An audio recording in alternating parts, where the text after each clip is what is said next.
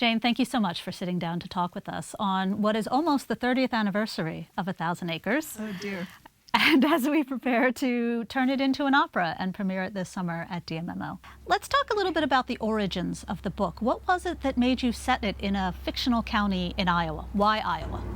Well, when I was reading King Lear in high school and college, I was always annoyed that Goneril and Regan didn't get to say what their point of view was. And I had thought about redoing it. And one day we were driving down, I think it was Highway 30, up front. We'd been up in Minneapolis. And we were up in the north area, the North Flat, Old Marshy area. And I looked around. It was dusk, and it was late winter. And I looked around and I said, boy, this is the place. And to set that Lear book. And then I looked up the history of that area, and I said, this is really a fascinating area.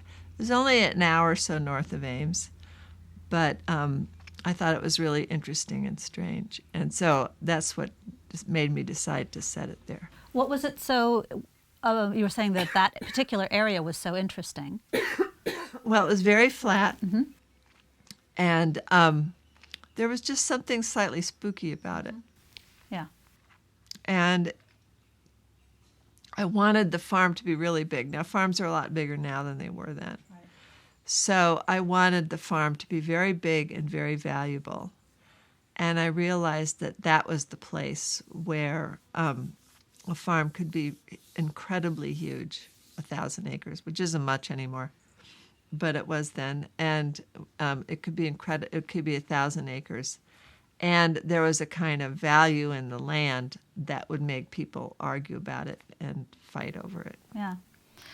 So I read somewhere else where you talked about the idea that you wanted to bring together all of these really different things, or what might seem to some of us as different things in the book: King Lear, feminist theory, agriculture, and dysfunctional family dynamics. How did all of those things come together to create 1,000 Acres? Well, when I first moved to Iowa in 80 or around there, we moved.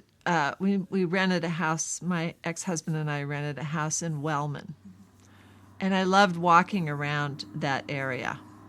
There's a marshy area. It's a beautiful area to walk around. And right about the time that we were living there, a book came out about pesticides in the water, and we were drinking from the well. And I thought that was really interesting, and it gave me a different sort of feeling about the nature of agriculture. So the farm idea came to me then.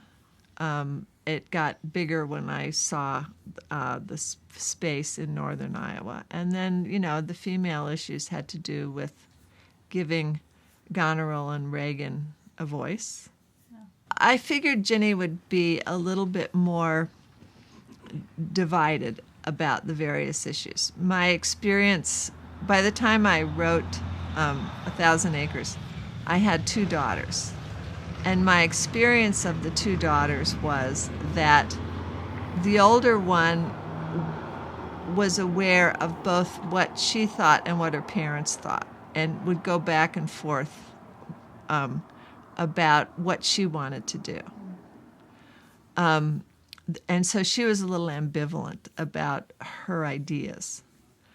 The younger one was more like Regan. She was much more determined to have it her way. And so I saw that in my own children. I also saw that in Regan and Goneril. So I figured Goneril would be, or Ginny, would be a better narrator because she would be able to see different sides and to not really decide all the time what she agreed with. And a narrator in a novel should always be ambivalent because then she can or he can express more points of view. Let's continue talking about Ginny, because I just think she is the most fascinating narrator because of what you were just saying. we're so used to, I think, in big 19th century or sometimes early 20th century novels, having these narrators that seem omniscient. They know exactly what's going on, right? And Ginny always seems surprised by what's going on. So more acted upon than acting, if we want to sort of borrow a phrase. What's it like to write from that perspective? Well, it's like being curious. She wants to know. She wants things to work out. She's not as aware as some of the as Regan is. As Rose is, for example. But she's interested, and she's interested in finding things out. So the best thing about that sort of narrator is that as she finds things out, you find things out. She does not remember what happened to her in her childhood. Regan remembers it. Rose remembers it perfectly. And so that's the revelation that we're moving toward. And you could say that she's willfully blind, or you could say that she always looks on the bright side. Or she always hopes for the best. But she doesn't have the kind of determination to do stuff. She only has a determination to find something out. And then she'll act on it when she finds it out, but she has to be fairly sure that whatever it is true. And I think that is the proper sort of narrator for something that's rather mysterious. Sherlock Holmes never narrated his stories. Watson narrated them because Watson was the person who didn't understand what was going on as well as Sherlock did. Right, so he's our way into that world in the way that Ginny can be our way in. Yeah. One of the things that I love and am fascinated by as a metaphor in the book is your use of water. So much water. And it's so surprising to me for a novel that is, set in the Iowa landscape, because as a non-Iowan, it's not something I would think of. And yet there's always this sense of the water beneath, the malleability of things, the lack of firmness. It seems to have to do with Ginny's inability to understand exactly what's going on. Well, that's a characteristic of that particular landscape. If I had set it, say, outside of Iowa City, I doubt that kind of metaphor would be there. But that landscape is so fascinating. It was unsettled for a long time. And then settlers from the east of England, where it was also swampy, they came, and they were the ones who dug the drainage wells. And once they drained the water out of there, I was blown away when I discovered that in a lot of places there was 12 feet of topsoil once they drained it out of there. And so it was incredibly valuable. They knew how to do it, they knew how to farm it, but in some ways they were lost in the wilderness in terms of relating to other people. There aren't too many towns nearby. You aren't going to be driving all the way to Des Moines or all the way to Minneapolis very often. And so it's a wonderful spot, but you're isolated, and you're the things that you resent. The things that you resent you're going to pay attention to them and think about them more. And your neighbors are going to be very important to you. It's like a little kingdom. It's like each farm is its own little fiefdom. Yes. In a way. Yeah. That's how I saw it. Yeah. What did you think when you heard we wanted to turn this into an opera? Did you think we were crazy? No, I thought it'd be really great. Yeah. I think a lot of plays have been turned into operas, and all you need is music. The plot is there. Yeah. The characters are there. You need the singers and the music, and it lifts it up somehow. I'm very fond of operas. And one of the things that I noticed when I was reading Shakespeare's plays was that a lot of his plays were based on Italian material, like Italian operas, and then some of his plays were based on Nordic materials. And I thought it was a great idea to take this sort of Nordic-style play and make it into an opera. So you once said that 1,000 Acres is your production of Lear, Uh-huh. right? And I guess the opera is, for better or worse, my production of Lear and my production of 1,000 Acres. What advice do you have for me as I do all of my prep work and as I talk to the singers and work with Mark and Kristen, our wonderful librettist and composer? Just don't let them sing off key. That's the only piece of advice I have. I don't have any advice. I think writing novels is way different from writing for the stage. Mm-hmm. And the advantage from a novelist's point of view is that you get inside the minds of your characters and show the reader what the characters are thinking without the characters having to talk. Right. The advantage of opera, as opposed to a play, is that they can sing what they think. And that has a quality of introspection that it's hard to arrive at on the stage. And I think one of my problems when I was growing up with King Lear, one of my problems was that he was the main character, so he had to be the one who spoke the monologues. Mm-hmm. But the one who speaks the monologues, and I love Hamlet too, but the one who speaks the monologues is the one who sounds very self-centered. Yeah. And so I think opera sort of deals with that aspect of it too, because you burst into song. Well, if you burst into song, then in some sense you're communicating in a different way. You're not saying nah, nah, nah, me, Yeah. Yeah, it forgives that aspect of it, I think, in some ways. And it elevates in other interesting ways. Yeah, I think so. Yeah. Do you have a favorite character? Is it Ginny? I think it's Ginny. Because I always like the characters who are doing their best. And who are hoping for the best. And so I would say that she's my favorite character. Are there any characters that you found particularly challenging to write or that you didn't like but you knew had to be part of the story? Well, probably Rose. Rose is more adamant. She's more certain of herself. And in the end, she's more ruthless. And I do feel sorry for her because of her health issues and because of what's happened to her. But she just has a ruthless quality that I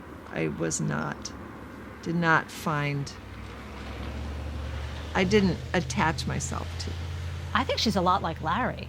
I think she is. I do. So it's interesting. The two singers that we've cast as Ginny and Rose, if you ask them in terms of their own personalities, the Ginny would say she's way more like Rose. Elise Quagliata is of Italian descent, and she's very practical, and she is capable of that edge.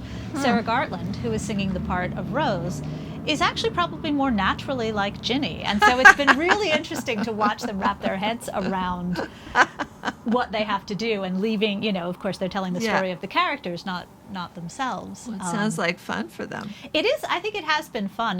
One of the points of this project was that we wanted to get the two of them on stage together. They're both favorites of the company, and we thought that there's something very special about them. And so the Ginny-Rose relationship was really something we wanted to explore on stage. So who's the soprano and who's the alto? So the alto is Ginny, because that's usually in opera we'll use the mezzo voice as the kind of everyman character, every woman character, and that struck us very much as Ginny. And Rose, with her slightly more histrionic nature, seemed a very natural fit for a soprano. Wow, it sounds really interesting. Yeah, and we've made Larry a tenor. A lot of times you would take a character like Larry and make him a lower voice. But the composer, Kristen, very specifically wanted him to have high notes and to have this kind of what we call a Helden tenor kind of feeling to him. So I think that's very interesting and very unusual. She really suited the voice types to who she felt your characters were. That's another good thing about it, being an opera rather than a play. Yeah, because we can be so specific and the voices can really help us characterize who the characters are. I think it's wonderful. I read somewhere where you said that 1,000 Acres was your sort of problem child of a novel while you were writing it. Was it hard to write? Well, it wasn't hard. It's like solving a very particular puzzle. And I set up the rules for myself that I was going to stick to the plot as much as I could. I knew there couldn't be a war. There wasn't going to be a war in Iowa. No, sir. That just wasn't going to happen. So I knew that had to be a legal battle. But I did want to, other than that, I wanted to stick very close to the plot. And at one point, I think about half the way through, I realized I'd veered away from the plot and I had to go and get back to it. I understood also that the more I tried to stick to the plot, the more I sort of got into Shakespeare's mind, and I understood that his view of the world, I mean, it sounds crazy that I didn't understand this before, but I realized that his view of the world was way different from my view of the world. And so that made it more problematic because I had to see the world in a darker way than I did and then I learned to do as I was growing up. And that, I mean, his view of the world in King Lear also comes from the Nordic side rather than the Italian side. And even though I loved the sagas and I wrote the Greenlanders, there was something even darker about King Lear than there was in the sagas. So that, it was a puzzle. I enjoyed the puzzle, but I was glad it was over. Glad to be done. Yeah, and I went straight to Moo, which was my idea of the comic novel that I wanted to write. And that was so much fun that it sort of woke me up and got me sort of pepped up again after 1,000 Acres. After the tragedy of 1,000 Acres. I do think it's interesting. I know you used the idea of the tragic mold for 1,000 Acres, but Ginny, she doesn't die. No. She survives. But it had to be understandable in the context of the late 20th century. And so if there's no war, then it's probable, if it's only a court case, then in order for her to die, she would have to be murdered. And so that would have meant adding another little plot point in there. I didn't think she was the type of person who would commit suicide once she learned the truth. I thought she was the type of person who would embrace the truth. So for her, she's just exiled. She's just exiled to another town in another area, and she loses her sense of, belonging on the farm. But has the chance to maybe do something for herself. See. We'll see. That's sort of the tactic we've had to take in the opera, because making theater is such an inherently optimistic chore that I worry we're veering a little bit more optimistically than perhaps. But dear. we won't go too far, I promise. It'll still have the I've never ambivalence. seen an opera that didn't sort of lift the spirits of the audience, no matter how horrible and horrifying the events in the opera were. It's true. I think when we add the human voice to it, it's hard not to feel that way. That's the beauty of what we do.